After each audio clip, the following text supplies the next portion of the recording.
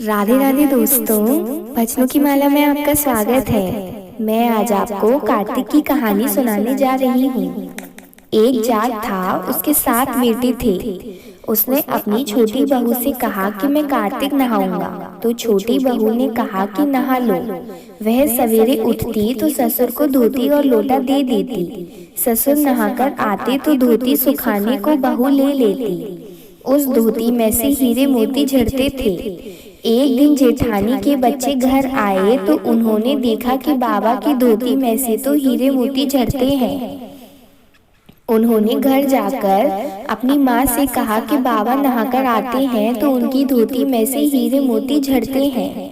माँ ने कहा कि जा कह दे कि हमारे घर रहकर कार्तिक नहा ले। बूढ़े ने कहा कि अच्छा। सवेरे बूढ़ा उठा तो जेठानी बड़बड़ करने लगी कि सवेरे उठते ही खड़खड़ करनी शुरू कर दी। सोने भी नहीं देता, पैर पटकते झटकते लोटा धोती दे दी। जब बूढ़ा नहाकर बाहर आया तो उसने देखा धोती खूंटी पर लटका दी।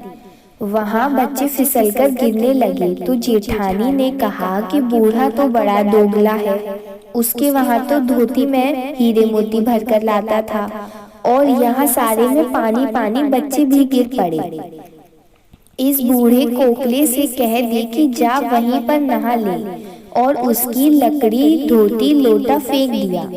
कार्तिक का महीना पूरा हुआ तो उसने बहू से कहा कि मुझे ब्राह्मण जिमाने हैं। बहू ने कहा कि ससुर जी बड़े चाव से जिमाओ। बूढ़ा ब्राह्मण को न्योता दे आया तो उसने कहा कि मेरा मन कर रहे है कि बहू बेटों को भी न्योता दे आता। तो छोटी बहू ने कहा हाँ हाँ जरूर दे दो। बूढ़ा उन सबको खाने को कह आया। उन बहुओं ने कहा कि उसे घर से निकाल, हम जब खाना खाने आएंगे। ससुर ने यह बहू से कहा कि वह कहने लगी कि कोई बात नहीं। खाना बनाकर वह बाहर खेत में बैठ गई और कहने लगी कि राम जी की चिड़िया, राम जी का खेत, खाओ री चिड़िया भर भर पेट। इस तरह शाम हो गई। उन लोगों ने जितना खाया पिया तथा बाकी बचे में रेत मिट्टी घोल दिया और सारे बर्तन उल्टे कर दिए। ससुर ने कहा बहू चलो, वे तो सब नाश कर गई। बहू ने कहा कोई बात नहीं।